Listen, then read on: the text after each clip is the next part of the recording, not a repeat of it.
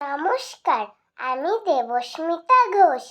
আমার আজকের নিবেদন কবিগুরু রবীন্দ্রনাথ ঠাকুরের কবিতা রাজা ও রানী। এক যে ছিল রাজা, সেদিন আমায় দিল সাজা। ভোরের রাতে উঠে আমি গিয়েছিলুম ছুটে, দেখতে ডালিম গাছে বনে পীরভূক কেমন নাচে। ডালে ছিলেম চড়ে, সেটা ভেঙেই গেল পড়ে। সেদিন হলো মানা আমার পেয়ারা পেড়ে আনা। রথ দেখতে যাওয়া আমার চিড়ের পুলি খাওয়া। কে দিল সেই সাজা, জানো কে ছিল সেই রাজা? এক যে ছিল রানী, আমি তার কথা সব মানি।